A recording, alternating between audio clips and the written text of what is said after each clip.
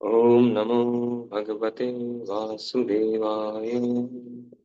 ओम नमो भगवते वासुदेवाय। ओम नमो भगवते वासुदेवाय। नारायणं नमस्कृत्य नरं चैव नरोत्तमं देवीं सरस्वतीं व्यासं ततो जयमुदीरये। नष्टप्रायेषु भद्रेषु नित्यं भागवत सेवया भगवते उत्तम श्लोके भक्तिर्भवति नैष्ठिकी। नमः विष्णुपादाय कृष्णपृष्ठाय भूतले श्रीमते भक्तिवेदांत स्वामिन्निति नामिने। नमस्ते सारस्वती देवी गौरवाणी प्रचारिणे निर्विशेष शून्यवादी पाश्चात्य देशकारिणे। श्रीमद् भागवतम स्कंद 1 अध्याय 5। नारद द्वारा व्यासदेव को श्रीमद् भागवत के विषय में आदेश। श्लोक संख्या 19।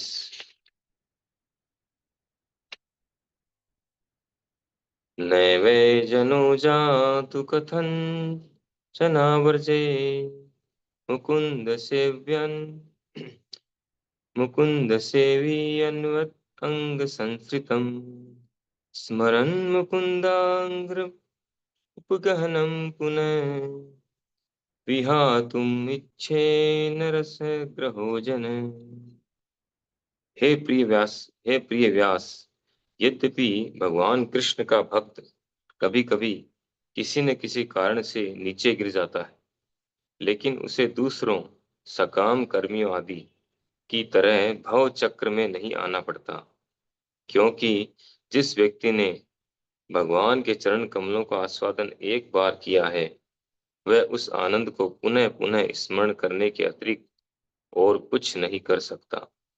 तात्पर्य: भगवत भक्त स्वतः संसार के सम्मोहन से विरत हो जाता है, क्योंकि वह रस ग्रह होता है, अर्थात भगवान के चरण कमलों का आस्वादन कर चुका होता है। निश्चय ही ऐसे अनेक उदाहरण हैं जिनमें भगवान के भक्त कुसंगति के कारण नीचे गिरे हैं, मानो सकाम कर्मी हों, जिनका सदैव पतन होता रहता है। किंतु नीचे गिरने पर भी भक्त को कभी कर्मी के समान पतित नहीं समझना चाहिए। कर्मी अपने कर्मों के फल को भोगता है, जबकि भक्त भगवान द्वारा प्रताड़ित होने के कारण सुधर जाता है। एक अनाथ बालक तथा एक राजपुत्र के कष्ट एक से नहीं होते। अनाथ वास्तव में दीन होता है, क्योंकि उसकी देखभाल करने वाला कोई नहीं होता।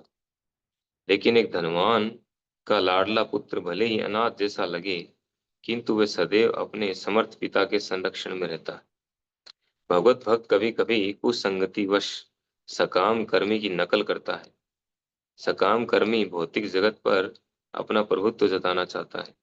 इसी प्रकार एक नव जिज्ञासु भक्त भी मूर्खतावश भक्तिमय सेवा के बदले कुछ भौतिक शक्ति संचित करने की सोचता है। कभी कभी ऐसे मूर्ख भक्तों को स्वयं भगवान कष्ट में डाल देते हैं, और यदि वे विशेष अनुग्रह करते हैं तो उसका सारा भौतिक साज सामान हर लेते हैं। ऐसी कार्यवाही से व्यग्र हुए भक्त के सारे मित्र तथा कुटुंबी उसका साथ छोड़ देते हैं, और भगवान की कृपा से उसे पुनः चेत जाता है और वह अपनी भक्ति सही ढंग से करने लगता है। भगवत गीता में यह भी कहा गया है कि ऐसे पतित भक्तों को किसी अत्यंत विद्वान ब्राह्मण कुल में या संपन्न वैश्य परिवार में जन्म लेने का अवसर दिया जाता है। ऐसी दशा में भक्त उतना भाग्यशाली नहीं होता जितना कि भगवान द्वारा प्रताड़ित भक्त, जिसे एक तरह से असहाय अवस्था में रख दिया जाता है। जो भक्त भगवान की इच्छा से असहाय बन जाता है, वह इन उत्तम कुलों में उत्पन्न भक्तों से अधिक भाग्यशाली होता है। उत्तम कुलों में उत्पन्न ये पतित भक्त कम भाग्यशाली होने के कारण भगवान के चरण कमलों को भूल सकते हैं, लेकिन ऐसा अवस्था को प्राप्त भक्त अधिक भाग्यशाली होता है, क्योंकि वह अपने को चारों ओर से असहाय पाकर भगवान के चरण कमलों में तेजी से लौट आता है। भक्ति में शुद्ध भक्ति में सेवा आध्यात्मिक दृष्टि से इतनी आस्वादनीय है कि भक्त स्वतः भौतिक भोग के प्रति अन्य मनस्क हो जाता है। प्रगतिशील भक्ति की दिशा में वह पूर्णता का प्रतीक है। प्रगतिशील भक्ति की दिशा में यह पूर्णता का प्रतीक है। शुद्ध भक्त निरंतर भगवान कृष्ण के चरण कमलों को स्मरण में रखता है और उन्हें एक क्षण भी नहीं भूलता, भले ही उसे तीनों लोकों का ऐश्वर्य क्यों न मिल जाए। हरे कृष्णा। तो बहुत ही महत्वपूर्ण श्लोक है। इससे पहले वाले श्लोक में तस्यैव हेतो प्रीयते तो कोविदो, नारद मुनि कहते हैं व्यासदेव जी से कि उस दिव्य सुख के लिए, शाश्वत सुख के लिए प्रयास करना चाहिए जो हमें अनंत जन्मों में भ्रमण करने के बाद नहीं मिला है। उसके लिए प्रयास करना चाहिए। यानी मनुष्य का कर्तव्य है, सभी जीवों का कर्तव्य है कि मनुष्य जीवन में ऐसा कर सकते हैं। इसलिए मनुष्यों का कर्तव्य है कि शाश्वत सुख के लिए प्रयास करें, टेम्पररी चीजों के लिए प्रयत्न न करके तो परमानेंट है, शाश्वत सुख है जो भगवान की सेवा से मिलता है, भगवान की भक्ति से मिलता है, उसके लिए प्रयत्न करें। तो उसी को कंटिन्यू करते हुए आगे कह रहे हैं कि इस श्लोक में, हे प्रिय व्यास, यद्यपि कभी कभी भक्तों को भी देखा जाता है, भक्त भी जो है गिर जाते हैं अपनी स्थिति से, उनका पतन हो जाता है। ऐसा देखने में लगता है कि ये अपनी भक्ति से आउट हो गए हैं पूरी तरह से। और जैसे कर्मी लोग होते हैं, कर्मकांडी लोग हैं, वो तो आए दिन ऊपर नीचे चलता रहता है उनका। थोड़ा सा कुछ कर्म कांड फॉलो करते हैं, सकाम कर्म करते हैं, उससे कुछ सुविधा मिलती है, सुविधा का अहंकार आता है, उसका दुरुपयोग करते हैं, फिर अपनी स्थिति से गिरते हैं, फिर वो फॉलो करते हैं। इस तरह से अप डाउन चलता रहता है ये लाइफ। तो कभी कभी जो भक्तों के साथ ऐसा होता है, भक्त भी, क्योंकि कर्मी लोग जो है सकाम कर्मी भौतिक प्रकृति पर प्रभुत्व जताना चाहते हैं, ईश्वर बनना चाहते हैं, तो कभी कभी भक्तों का भी ऐसा हो जाता है, वो डाइवर्ट हो जाते हैं, लेकिन वो कर्मी की तरह पतित नहीं होते, क्योंकि उन्होंने भगवान की भक्ति का रस रस का आस्वादन कर लिया है। इसलिए वो रस जो उनको वापस खींचता है, एडिक्शन, जैसे नशा करने वाले को एडिक्शन हो जाता है, एडिक्टेड हो जाता है, आदी हो जाता है नशे का, वो नशे को छोड़ नहीं पाता है, जितना दूर रहने का प्रयास करता है और ज्यादा उसका आकर्षण बढ़ता है। तो जब भौतिक नशे के साथ ऐसा है कि उसको छोड़ नहीं पाता है व्यक्ति, इवन चाय जैसी चीज है, सिंपल सी चीज है चाय, लोग चाय को नहीं छोड़ पाते। भक्ति में आने के बाद में कई कई वर्षों तक जो है चाय नहीं छोड़ पाते। टी टाइम होते ही वो घंटी बजने लग जाती है उनके दिमाग में, सर दर्द करने लग जाता है, चाय नहीं पीते, इतना ज्यादा एडिक्शन होता है। तो चाय जैसी तुच्छ चीज के प्रति इतना आकर्षण हो सकता है, इतना एडिक्ट हो सकता है व्यक्ति। तो भगवान की भक्ति में जो रस है, उसमें तो ऐसा कोई रस है ही नहीं, वो तो केवल एक मानसिक सोच है उसकी और कुछ नहीं है। लेकिन भगवान की भक्ति में दिव्य रस है, इतना दिव्य रस है, इतना आस्वादनीय है वो, कि एक बार उसको कोई चख लेता है। भक्ति रसामृत बिंदु, भक्ति रस अमृत का जो बिंदु है, एक बिंदु मात्र अगर वो टेस्ट कर लेता है तो फिर उसको छोड़ नहीं पाता, भुला नहीं सकता उसको। कुछ समय के लिए हो सकता है वो उससे नीचे गिर जाए भक्ति से, लेकिन वापस भक्ति में आएगा ही नहीं। और इसके लिए भगवान खुद उसको चांस देते हैं। यहाँ पे दो तरीके बताए हैं रूपा जी ने। एक तो बताया है कि श्रीमताम सुचिनाम श्रीमताम गेह योग भ्रष्ट विजायत। भगवत गीता के 6वें अध्याय में अर्जुन ने पूछा कि जो योग में लगे हैं, भक्ति योग में लगे हैं या योग में लगे हैं, वो लोग अगर च्युत हो जाएं, उससे गिर जाएं, तो उसका क्या होगा? ऐसे लोगों का क्या, वो बादल की तरह छिन्न भिन्न हो जाएंगे, बिखर जाएंगे, कोई अस्तित्व तो नहीं रहेगा उनका? तो भगवान कहते हैं ऐसा नहीं है, उनको दोबारा मौका दिया जाएगा।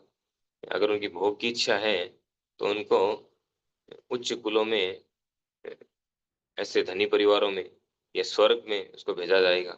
इस स्वर्ग का ऐश्वर्य भोग करके वापस जब उसको यहाँ भेजा जाएगा तो यहाँ पर उसको धनी परिवार में जन्म दिया जाएगा, जिससे ऐश्वर्य का भोग करते करते भक्ति कर सके, यानी अपनी इच्छाएं भी पूरा कर सके और भक्ति भी कर सके, सुविधाएं मिलेगी उसको। या फिर ऐश्वर्य की कामना नहीं है, फिर भी वो गिर गया है अपनी स्थिति से, तो उसको ब्राह्मण कुल में जन्म दिया जाएगा, भक्तों के कुल में जन्म दिया जाएगा, जिससे वो भक्ति को आगे बढ़ा सके। तो एक तरीका तो ये है। प्रभुपाद जी कह रहे हैं कि ये तरीका भी रिस्की है। रिस्की क्यों है? क्योंकि किसी को अगर धनी परिवार में जन्म मिला तो हो सकता है भक्ति करना पूरी तरह से भूल जाए, उसको फैसिलिटी ज्यादा मिलेगी, सुख सुविधाएं मिलेगी, तो गलत आदतों का शिकार हो सकता है।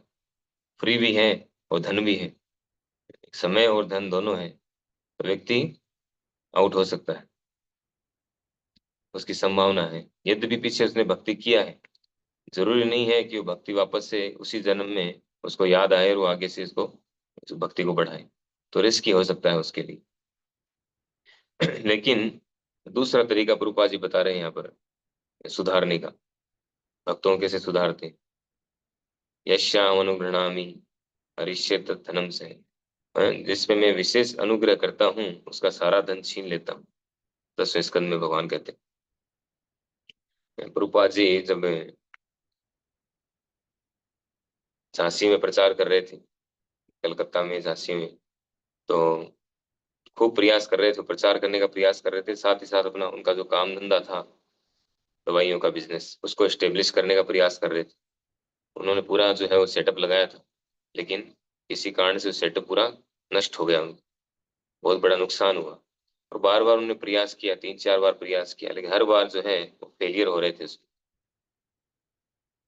अपने व्यापार में। वो फेल होते जा रहे थे। तो फिर प्रभुपाद जी वहां पर एक श्लोक, ये श्लोक कोट करते हैं, पश्याम अनुगृणामि हरिष्यत धनम से। प्रभुपाद जी कहते हैं कि जब भगवान किसी पर विशेष कृपा करते हैं, और ये कृपा विशेष भक्तों पर ही करते हैं, हर किसी पे नहीं करते, बाकी को तो वो जो है सुचिनाम श्रीमताम ये है योग भ्रष्ट अभिजायत, उनको उच्च कुल में, ब्राह्मण कुल में, या फिर उसको धनी कुल में जन्म दे देते हैं, या स्वर्ग भेज देते हैं, वो सुविधाएं देते हैं उसको।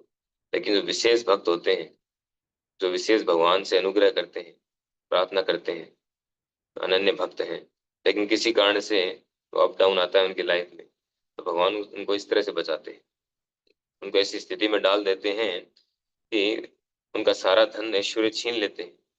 उससे क्या होता है, उससे उसको कोई सपोर्ट नहीं मिलता किसी से, क्योंकि धन नहीं होता है तो परिवार वाले, समाज वाले सब छोड़ के चले जाते, सब धन के पीछे हैं, धन के दोस्त हैं सारे।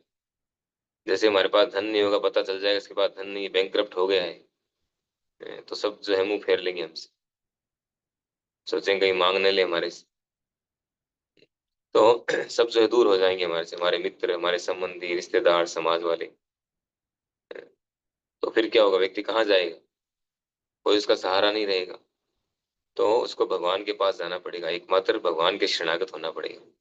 फिर जब वो भगवान के शरणागत होता है, पूरी तरह से अच्छे से भक्ति करने लग जाता है, तब भगवान उसको ऐश्वर्य वापस भी दे सकते हैं, कोई बड़ी बात नहीं है। तो प्रभुपाद जी के एग्जाम्पल से हम देख सकते हैं, प्रभुपाद जी के पास उस समय सारा धन चला गया, उनका सब कुछ चला गया, फिर अंत में उन्होंने घर छोड़ दिया।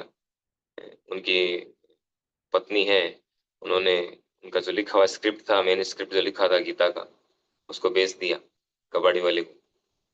वो जब वापस आए, उस साउथ में गए थे मैंने स्क्रिप्ट को प्रिंट करवाने के लिए, उनके पास पैसा नहीं था, तो सर्च कर रहे थे ऐसा कोई व्यक्ति मिल जाए जो उनको धन दे, जिससे वो भगवत गीता की प्रिंटिंग करवा सके। तो एक व्यक्ति ने हाँ भरी, ऑफर दिया कि ठीक है आप मुझे ला करके मैंने स्क्रिप्ट दिखाओ। तो प्रभुपाद जी वापस आए अपने घर पे, आकर के सर्च किया, कहीं मिला नहीं। पूछा कहाँ है वो, मैंने जो लिख रखा था, फाइल मेरी कहाँ गई। तो उन्होंने कहा कौन सी फाइल, हमें तो पता नहीं। फिर कहा हमने बेच दिया चाय और बिस्किट के लिए, चाय बिस्किट खरीदना था इसलिए बेच दिया। तो इस तरह से जो है प्रभुपाद जी के साथ ऐसा हुआ। फिर प्रभुपाद जी ने घर छोड़ दिया, वानप्रस्थ लिया, फिर कुछ समय के बाद संन्यास लिया उन्होंने। तो और फिर बाद में जो अमेरिका गए, केवल 40 रुपए थे उनके पास, भारतीय करेंसी 40 रुपीज, अमेरिकन डॉलर में कन्वर्ट करें उसमें 5 रुपए के समथिंग डॉलर था, $8 के लगभग था। तो वो ₹40 लेकर के प्रभुपाद जी अमेरिका गए। तो कुछ बुक्स थी उनके पास प्रिंट की हुई, भागवतम का जो प्रथम स्कंद है, 3-3 पार्ट में होता था वो। तो प्रथम स्कंद की कुछ बुक्स थी उनके पास, वो लेकर के गए। फिर वहां जाके उन्होंने प्रयास किया, प्रचार किया, भगवान की कृपा से, अ, गुरु कृष्ण की कृपा से, प्रभुपाद जी का अथक प्रयास था उसमें। 1 वर्ष तक उन्होंने बहुत कुछ सहन किया वहाँ। उसके बाद में जो है कुछ भक्त वहाँ के लोकल लोग जो थे अमेरिकन, वो जुड़े। और जुड़ने के बाद में इस्कॉन की स्थापना की उन्होंने। और फिर जो है 11 वर्षों में प्रभुपाद जी ने पूरे विश्व में 108 मंदिर बनवा दिए। प्रभुपाद जी कहते भी अपने एक लेक्चर में कि लाइए ऐसा कोई बिजनेसमैन, ₹40 से शुरू किया और इतना बड़ा एम्पायर खड़ा कर दिया। 108 मंदिर पूरे वर्ल्ड में थे। कितना अरबों खरबों रुपए हो चुके थे उसी समय तक प्रभुपाद जी के पास। और केवल रुपए नहीं थे, केवल संपत्ति नहीं थी, नेम और फेम उनका। 108 मंदिर होने का मतलब 108 मंदिर में जो है कितने लोग उनको जानते थे, कितना उनका नेम फेम बढ़ गया, कितने लोग उनको सम्मान देते थे। जहां प्रभुपाद जी जाते थे लोग माला पे माला पहनाते थे, प्रणाम करते थे रोड पे ही, दंडवत प्रणाम। एयरपोर्ट पे, एयरपोर्ट से आ रहे हैं तो वहीं दंडवत प्रणाम कर रहे हैं। कितना सम्मान मिला उनको। तो भगवान जब किसी को देते हैं तो इतना दे सकते हैं कि कोई सीमा नहीं। वो लेते हैं तो सब कुछ ले सकते हैं। तो भगवान अपने भक्तों को जो है विशेष तरीके से ट्रीट करते हैं, विशेष भक्तों को। तो इस प्रकार से रूपा जी कह रहे हैं ये जो तरीका है, दूसरा वाला तरीका, भक्त से सब कुछ छीन लेना, और छीन करके फिर उसका जब कोई नहीं रहता है सहारा, तो भगवान के शरणागत हो जाता है। एकमात्र भगवान ही रहते हैं, भगवान के शरणागत होता है पूरी तरह से। तो ये तरीका ज्यादा अच्छा है। और ब्रह्मा जी भी कहते हैं इस बात को, अ, 10वें स्कंद में, 10वें स्कंद के 14वें अध्याय में कहते हैं।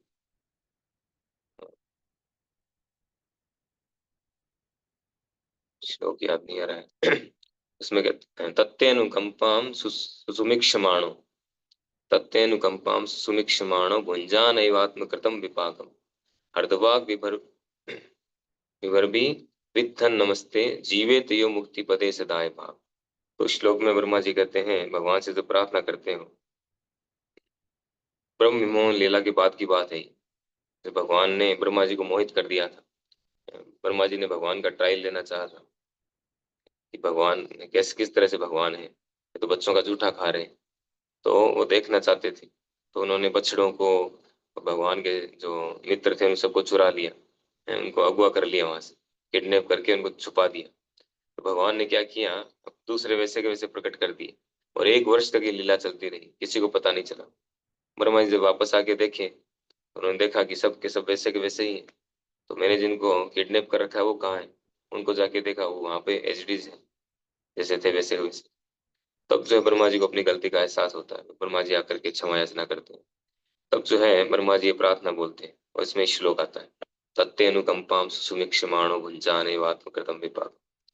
तो इसमें कहते हैं कि व्यक्ति को भक्तों के जीवन में जब कष्ट आते हैं तो उसको सहन करना चाहिए। भुंजान एव आत्मकृतम विपाकम, आत्मकृतम, कि मेरे ही किए गए गलत कार्यों का रिएक्शन है। हमारे जीवन में जो भी कष्ट आते हैं उनको हमें ये सोच करके स्वीकार करना चाहिए। ये नहीं कि तुमने किया है, तुमने किया है, तेरे कारण हो रहा है, उसके कारण हो रहा है? या भगवान को कहे कि तुमने किया है, ऐसा नहीं। इवन ब्रह्मा जी कहते हैं भगवान को धन्यवाद देना चाहिए। उनको, उन रिएक्शन को, जो गलत रिएक्शन आ रहे हैं हमारे जीवन में हमारे ही पापों के कारण, आत्मकृतम विपाकम, उनको सहन करना चाहिए कि मेरे ही पूर्व कर्मों का ये रिएक्शन है। और साथ ही साथ विद्धन नमस्ते, भगवान को नमस्कार करना चाहिए, भगवान को धन्यवाद देना चाहिए कि अच्छा है इसी जीवन में सारे मेरे कर्म कट जाएं, मैं फ्री हो जाऊं पूरी तरह से। जीवे यो मुक्ति पदे सदाए भाव। तो इस तरह से जो भक्त भगवान के 100% शरणागत होकर के अपने अ, दुष्कर्मों के परिणामों को, अपने कष्टों को सहता है और भगवान को धन्यवाद करता रहता है, भगवान की सेवा चालू रखता है। ऐसा नहीं थोड़ा सा कष्ट आया छोड़ दिया सब, अरे बहुत भक्ति कर लिया, इतने टाइम से भक्ति कर रहे हैं, फिर भी हमारे जीवन में से कष्ट कष्ट आ रहे हैं, भक्ति करना शुरू करने के बाद और ज्यादा कष्ट आ रहे हैं, हमें नहीं करना भक्ति हो। ऐसा नहीं होना चाहिए। कंटिन्यू। हेतु की अप्रतिहता। भक्ति जो है वो हेतु की होनी चाहिए, किसी भौतिक कारण से नहीं। भौतिक लाभ के लिए भक्ति नहीं होती है, वो तो बिजनेस है, वो भक्ति नहीं है। तो अहेतु की, अहेतु की होगी तभी वो अप्रतिहता कंटिन्यू चलेगी, कभी डिसकंटिन्यू नहीं होगी। तो जो इस तरह से अपने सहते हुए, कष्टों को सहते हुए भगवान को धन्यवाद देते हुए भक्ति में कंटिन्यू बना रहता है, वर्मा जी कहते हैं कि जीवेत यो मुक्ति पदे सदाय भाग। वह जो दाय भाग है उत्तराधिकारी, वह मुक्ति का उत्तराधिकारी है। उत्तराधिकारी का मतलब है, जैसे पिता की संपत्ति में पुत्र जो है उत्तराधिकारी होता है, उसको उत्तराधिकार प्राप्त करने के लिए कुछ नहीं करना पड़ता, कोई कोर्ट केस लड़ने की आवश्यकता नहीं, कुछ नहीं करना होता। बस उसको पिता की सेवा करना है और घर में रहना है, जो अपनी ड्यूटीज है वो करना है। धीरे धीरे समय आने पर अपने आप उसको उत्तराधिकार में वो सारी संपत्ति मिल जाती है, उसको अलग से कोई प्रयास करने की आवश्यकता नहीं। ठीक उसी प्रकार से भक्त को सीरियसली सिंसियरली अगर वो भक्ति करता रहता है सब कुछ सहते हुए, तो समय आने पर अपने आप उसको मुक्ति मिल जाती है, यानी इस भौतिक जगत से मुक्त होकर के भगवत धाम को चला जाता है। अलग से कोई प्लान करने की आवश्यकता नहीं है, तो मुक्ति का अधिकारी है। तो दूसरा वाला जो फॉर्मूला है, रूपा जी कह रहे हैं वो ज्यादा बेटर है। पहले वाले में डाइवर्ट होने की संभावना है सुविधाएं मिलने पर, लेकिन दूसरा वाला जो है कहते हैं भगवान द्वारा प्रताड़ित भक्त, ऐसी दशा में भक्त उतना भाग्यशाली नहीं होता जितना कि भगवान द्वारा प्रताड़ित भक्त। वह भक्त है वो इतना भाग्यशाली नहीं है जिसको स्वर्ग दे दिया या और सुविधाएं दे दिया। लेकिन रूपा जी कह रहे हैं, जो भगवान के द्वारा प्रताड़ित होता है, कष्ट देते हैं भगवान उसको, वह भक्त ज्यादा भाग्यशाली है, जिसे एक तरह से असहाय अवस्था में रख दिया जाता है। जो भक्त भगवान की इच्छा से असहाय बन जाता है वह इन उत्तम कुलों में उत्पन्न भक्तों से अधिक भाग्यशाली होता है। इसलिए शास्त्रों में बार बार हमें ये शिक्षाएं दी जाती, हमें समझना चाहिए इन चीजों को। ऐसा नहीं है कि जो भौतिकवादी है लोग हैं उनके जीवन में कष्ट नहीं आते, उनके जीवन में भी कष्ट आते हैं, क्योंकि कष्ट जो आ रहे हैं वो तो हमारे ही पूर्व कर्मों की रिएक्शन है। तो भक्ति में आने के बाद भी ऐसा नहीं कष्ट सारे बंद हो जाएंगे, आपने भक्ति करना शुरू किया और जादू होगा, तुरंत सारे कष्ट खत्म हो जाएंगे आप, ऐसा नहीं है। इस जीवन में जो प्रारब्ध हमारे लिए डिसाइड हो चुका है, प्रारब्ध यानी इस जीवन में हमारा जो डिसाइड हो चुका है उसको हमें भोगना होगा। अब भक्ति करने से उसका प्रभाव कम हो जाता है। जैसे इसको एक एग्जाम्पल से समझाया जाता है कि जैसे कोई व्यक्ति कोई टूटी फूटी रोड से साइकिल से जा रहा है या साइकिल रिक्शा से जा रहा है, और एक व्यक्ति जो है मर्सिडीज कार से जा रहा है, खड्डे खड्डे हैं पूरी रोड पर, तो किसको ज्यादा दुख होगा, कष्ट होगा? जो रिक्शे में जा रहा है या साइकिल पे जा रहा है या बिना चप्पल के पैदल जा रहा है, उसके लिए बहुत कष्ट है।